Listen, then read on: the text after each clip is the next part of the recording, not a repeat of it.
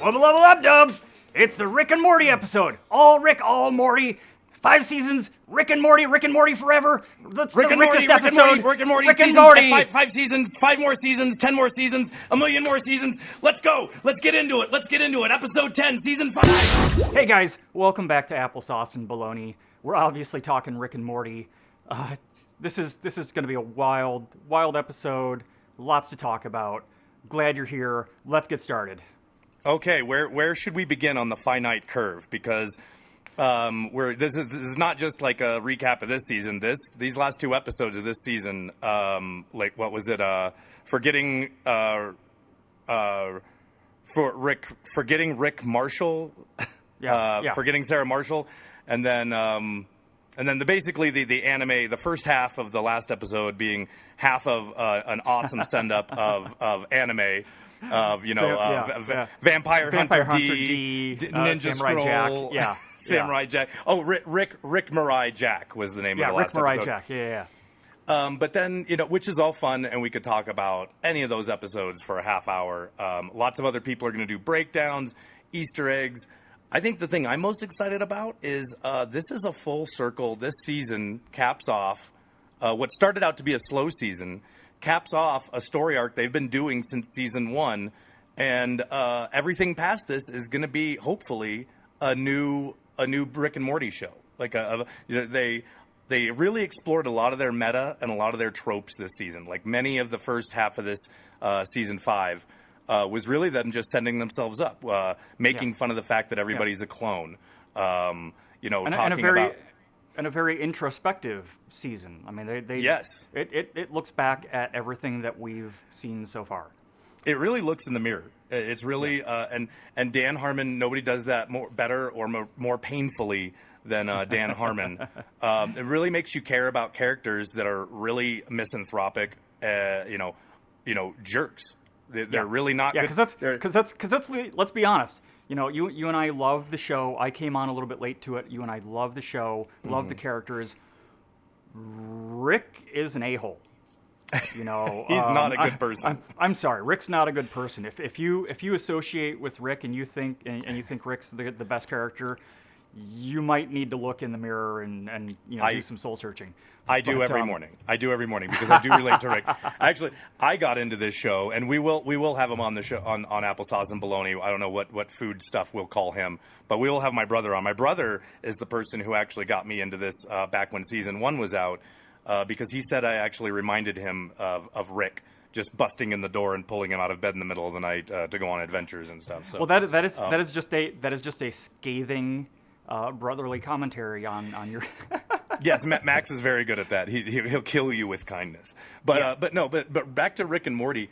So in season 1, they start this weird little B plot, or C plot or D plot with Rick and Morty. It's an onion that you could, again, we could never cover this in one episode. We will definitely do more Rick and Morty episodes for next season.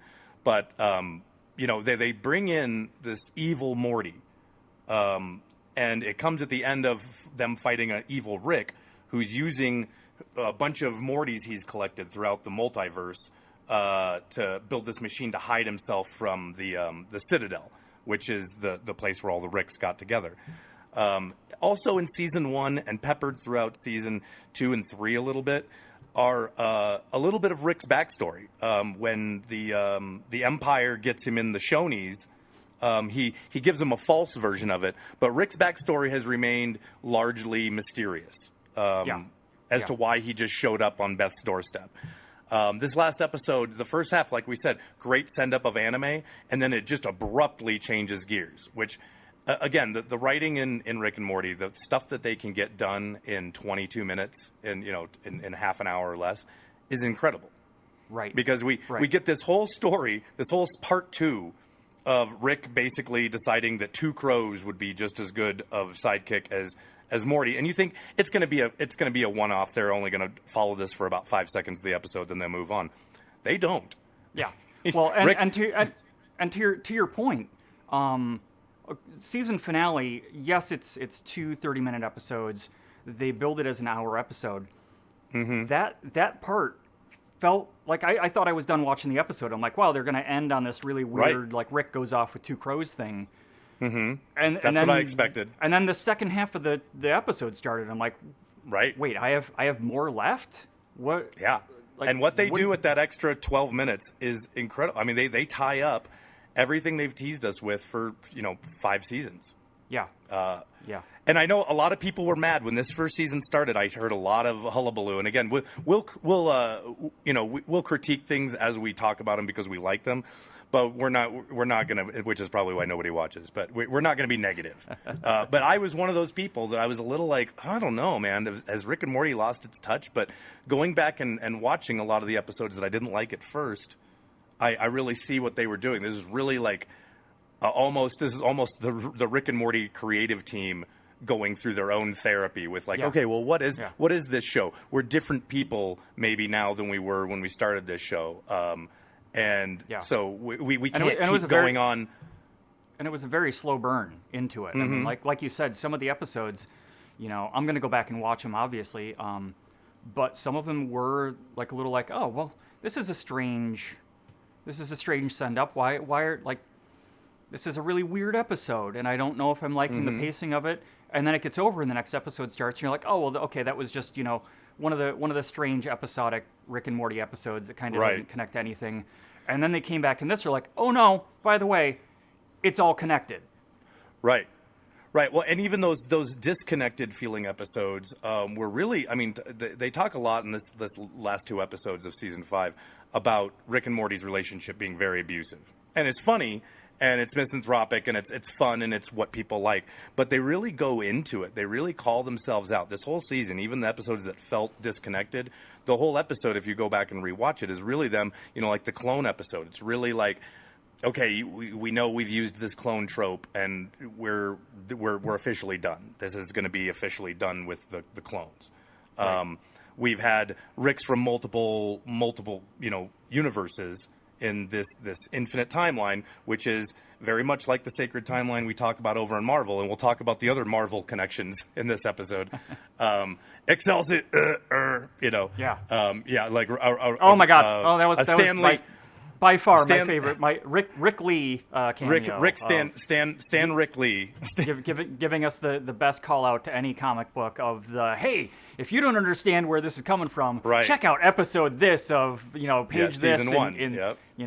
That was so, I lost it during that part. So for anybody that hasn't been watching these shows in order or isn't way into it, first of all, you probably have already stopped watching because you have no idea what we're talking about. But you definitely, it's a deep cut, and they finally, and I'm glad they did. This show really, I'm excited for season 6 because they've really challenged themselves. Dan Harmon's written themselves into a wonderful corner where they're basically not allowing themselves to use any of the tricks or tropes that they've used. Because so where does this season leave us? It leaves us with evil Morty, who's really not all that evil, it seems, basically destroying the Citadel, all the Ricks, all the Mortys. I mean, that's what I got out of it, is that essentially all in the sacred timeline, he literally kills all the Ricks, all the Mortys, except for RC-137. Yep, our prime Rick and Morty. Yeah, except for C-137. Yeah, and you mentioned the Marvel tie-ins, and there is a lot of them, but I find it very funny that we're in an area in these shows and in these properties where they're resetting things. We have Loki, Wanda, and Spider-Man and Doctor Strange resetting, the Marvel multiverse. We're going into the Flashpoint movie that's going to be resetting all the DC franchises. And then we get to here, and really they're, this yellow portal that quote unquote evil Morty goes into, is him breaking, same as Loki and Sylvie. They're getting past that point of the fixed point in time. Right. What happens from there is anybody's game, which is the brilliant thing, because, like you said, they've set up a lot of tropes that they've been leaning on. They can do whatever they want from here on out. Not that they couldn't before, but now, like, sky's the limit. Yep. Yeah. Well, I mean, and it's almost as if everyone wants some sort of reset to happen in the real world. Everybody we want a redo, not to get political, but somehow we want things to be like they were, or we want things to be different than they've been. If we could just go back 5 years and forget stuff happened, Everybody wants a big fat do-over, but what all these movies deal with, what Flashpoint we know in the comic book deals with, what it deals with in the CW show, what they're going to be dealing with from you doing the time heist in Avengers, what Rick and Morty, I assume going forward, will be about, is that there's consequences, that you don't get a do-over. You get, and then the little coda, the end scene of this last episode of Rick and Morty was heavy.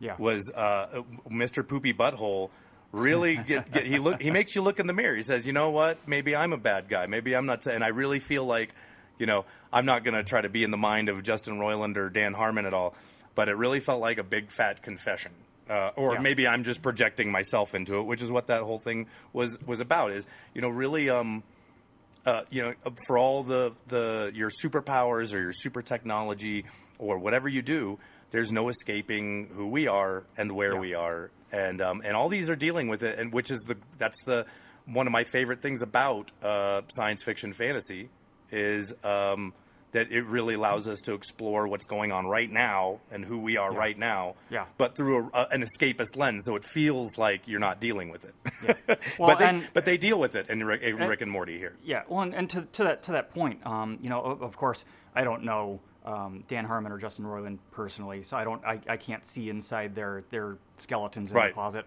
But I mean, even going back to when Dan Harmon was doing Community, it really feels like he's writing from a very self-actualized place. He's really looking really hard at things, and it feels like there's a lot of self-insert in a lot of these characters. The Jeff Winger character in Community we get goes on a very Rick kind of story arc where he starts out a really big a-hole, not a good person. We kind of go on this ride with him, and in the end he ends up a different person. And that could be basically part of the reason why the show went where it did. But I mean, a lot of the same things happened. And on that, like, I want to talk a little bit, we call him Evil Morty. And he's like, well, really, am I so evil? Because he's just tired of this, like he says, like he calls Rick out in a way, so they had to write it. These are the creators. These are the people that created. These are their babies. And to say, it's a cradle for a big fat baby. Yeah. Is what he's created this timeline around. Yeah. But these last 2 seasons, has really, really been setting up the journey of Morty. Like, I know the show is Rick and Morty, and we've dealt with a lot of Morty-centric episodes in the past. But Rick gets a lot of attention, but it is about Morty. Yeah, it really feels like these last 2 seasons have just been this trajectory of setting Morty up to where we get with Evil Morty, where I'm assuming we're going to get with C-137 Morty, or if that's truly that C-137 Morty that lives with that Rick, who knows at this point. Right. But it feels like we're setting him up on another trajectory to be just as self-actualized and aware as quote-unquote Evil Morty. Well, there's been a lot more. There's been a lot more Morty-centric episodes in the last 2 seasons where we're really following, Morty and actually, Rick trying to get Morty away from him and trying to get away from Morty to save him from himself because, as he finally admits in this last episode, he is abusive. But it does feel like they turn a corner because Morty chooses that no matter how messed up Rick is, that he's his grandpa and he loves him. Yeah. And Rick decides to be honest. He, when Morty calls him out, like, did you leave the crows or did they dump you? with crows. Hey, crows before hose, man. Crows before hose. Oh my God, that's terrible. But yeah, no, I mean it's a very very family heavy scenarios, and it's very much yes, he's grandfather, but it's very much a father-son relationship. Yes. And Rick has really been building Morty up to be his own person and lead him down this journey of becoming an adult. But just like parents often do, projecting too much of himself on Morty and then not being happy with what he sees. And so I think that's a big part of where the show can go because they're out of portal fluid juice. All the Right. all the other realities with Rick and Morty are gone, are done. So now we're in a world where their stories are going to be based on Earth and the galaxy. They can still fly around, but I think they might be done with portal jumping for a minute, because I think the second to last episode, the Portal Boys, when Morty's Right. running around with his friend when he gets the portal juice on his hand, I think really was just like they've done. It's kind of going down the list and going like, all right, what do we use too much? Clones? Done. What, have we been using the Empire too much? Done. We've been using the Citadel and all the Ricks? Done. Portal gun? Done. Which is funny, because really there was a while there where they didn't use the portal gun at all. But I don't think we're done with the portal gun. But we're definitely, I agree with you, we're definitely going to take a pause and a respite from the portal gun, because we're going to have to, when they come back, we're probably going to get 5 or 6 episodes, before we get an episode where we realize that in the background, Rick has been trying to recreate his portal stuff without telling anybody. Right. And it's just going to be Right. a surprise of like, oh, hey, look at me, I got a portal gun. Right. And it's going to have to be this different portal gun, because, as some of the people have been pointing out online, the portal that Morty goes through at the end is a yellow portal. It is not Yes. it is not a green Rick-centric portal. So he's using a different technology. He's using something else in this other reality to break out of, yeah, exactly. So yeah, maybe we'll follow the adventures of Evil Morty. I would be shocked if this is the last we see of Evil Morty. No, by far we're not done. We're definitely not done with Evil Morty. He's gonna got to be a big plot point in the next. God, what are we looking at? They renewed him for 50 episodes, something like that. So this right. was, Well, we're going to get a couple more seasons at least. Yeah. But 3, 4 more seasons. Rick and Morty till the end of time. Rick and Morty forever. That's what they said at the beginning. That's what they're going to do. But I'm happy to see that they're very aware and don't want to fall into basically what everybody accused the show of being this last season. And it's almost, very much in Dan Harmon's, writing style, in his creative style, is that, he's kind of writing for him too. He's got jokes on us. And so that very much it felt like we getting trolled, when I look back on this season, very much trolling the Rick and Morty fans. Right, everything from they delve really heavy into a lot of pop culture background from our life growing up, especially with that Voltron-centric episode. Yep. Well, exactly. I'm glad you brought that up. In that episode, the Voltron episode is all about the too big to fail. There was a great line in there where he's like, "We're too big to fail. Just go," and just collecting all the lions. And that was almost like the Schrodinger cat episode where they split the screen back in season 1 or 2. I think that was a brilliant episode. And so it has its patterns and tropes, but. Yeah, I think that they did a really good job, like you said, using all the tropes, especially from, his generation, which is in our generation, going backwards. And then the last episode being very much the millennials growing up in a capitalism failing society. They just call it right out. They look right through the fourth wall. Multiple jokes about like, oh, that was a thing about capitalism. Oh, that's an even worse thing about capitalism. And just through Morty's eyes, because Rick is our generation. That's Gen X. If you're into the generational stuff, but it's very much a Zoomer or a millennial looking at just going like, what is this? We're literally just chewing Soylent Green. I mean, again, and Rick and Morty has always delved deep into like old and new sci-fi tropes dating back to the beginning. But you know what this and I know you get the counter ready. Do you know this episode and Evil Morty reminded me of another character that we talk about on the show, Kang. No, don't. Oh, you went Kang. there. You went there. Kang. He was. He's gonna break out of. I mean, both Rick and Evil Morty were kind of like Kang.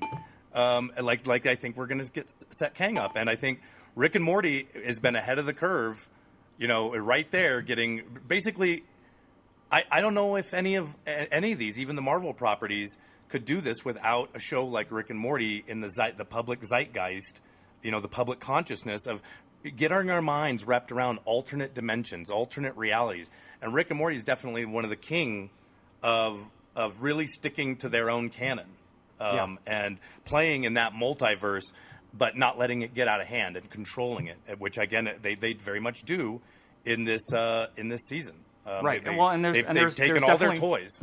and there's definitely episodes where that does get out of control, and we see Rick having to deal with multiple other Ricks that are coming in to a couple episodes back when they were dealing with that clone episode where everybody was a clone because there was a Rick that was going through killing all,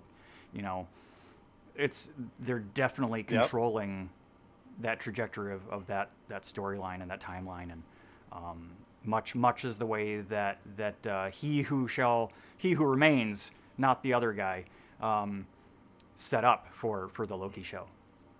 Well, now you'll have to add Evil Morty into that circular ring of people that you can blame for breaking the multiverse. Or did he save it? Because he's taken out all the Ricks. Evil Morty has taken out all of the Ricks except for the one good Rick, and he's pieced out to some other dimension where there is no Rick. Well, that's not necessarily true. That's not necessarily true. The curve was set up to encapsulate all the universes where Rick was the smartest person. Right, and Evil Morty destroyed all of those. Right. And all the Ricks and Mortys in it. So going forward, we're going to deal with probably a lot of episodes with Ricks where he's not the smartest person. Where we could get some really fun episodes where it's a Morty-led group and it's Morty and Rick, and or just it's completely Morty, different characters. Yeah. Yeah. They could, I mean, hell, they could cross over into Marvel if they wanted to, and they could show up and it's, Tony Stark is there and he's the smartest person, or, however they want to do it. I know that'd be a hard crossover for Cartoon Network and Disney to do. It's satire, so Rick and Morty can get away with, that's how they got away with Voltron, I'm sure. They can literally get away with anything, just like Rick. Yeah. It'll be Feral Metal Man and Tony Stank. From that post-credit scene with Stanley. Right. But anyway, we could talk about any one of these episodes. Just the one where him and the president turn into turkeys. Oh my God, we could do a whole episode just on that. But yeah, so that's basically our thoughts on the wrap up of Rick and Morty season 5. Looking forward to season 6. I think we're supposed to get season 6 and 7 a lot quicker than we've had to wait for this last 5th season, which is delayed because negotiations with Cartoon Network, Adult Swim, and the pandemic. Yeah, I think I read something online yesterday where they were saying the writers' room wrapped on season 6 within this last week, and they're starting season 7. So yeah, we're definitely going to see Rick and Morty's a lot quicker and a lot more steady and scheduled than we got in the past. Yep, and so yeah, I'm looking forward to where they're going to go, and this fresh start. I definitely will be disappointed if next season is just sort of like more of the same or like a reboot, but I don't think that's where they're going. Absolutely. I mean, in the same article that I was reading, they were talking about how they're excited to get out of this kind of stuck timeline that they've been dealing with, and getting more into the episodic stories and out of the serialized stories. So it'll be interesting to see where the writers' room takes Rick and Morty in the future. Yeah, they've really freed themselves up. Like the second to last episode tells you, when he's running around with his best friend, the Portal Boys. They literally take and break all the toys on the shelf in Rick's garage. And, so they've taken all the toys off the shelf. So now they're going to get to play with new toys. And they've given themselves freedom to not have to be beholden to, these little Easter eggs they've been dropping for, the last, 6, 7, 8 years that the show has been going. But, yeah, real excited to see where it goes next. Really excited to see you guys next time. Because we'll be wrapping up, I think, What If. We got What If next time. Some more What If. We might pepper in a little bit more Shang-Chi because in between episodes we've been talking. We're like, I can't believe that I didn't talk about this. So I'm sure so much to talk about. I'm sure you're going to hear more about all the Marvel stuff coming up. But yeah, the next What If episode will be hitting. And speaking of alternate universes, Star Wars Visions coming out very soon, where we're going to get to see, and anime, which ties into the last episode of Rick and Morty. 7 great animation studios are going to tackle different interpretations of Star Wars. Absolutely. I mean, we're excited for Rick and Morty. We're excited for more of these episodes of our show so we can talk about the stuff that we love with you. Definitely follow, like, subscribe, ring the little bell, Facebook, YouTube, Instagram. We're going to have some podcasts that are coming soon so you can download and listen to us while you're driving in your car to work. But, I mean, everything out there is super fun. There's a lot to talk about. If there's something that we didn't cover, definitely, drop it in the comments. If you have any thoughts about where Rick and Morty is going, definitely, show us what you got. I'd love to hear some theories. Yeah, I'd love to hear some theories. Show us what you got. All right, wubba lubba dub dub, my friend. Yep, wubba lubba dub dub. Until next time, I'm Thor. I'm Eric. And that was Applesauce and Baloney.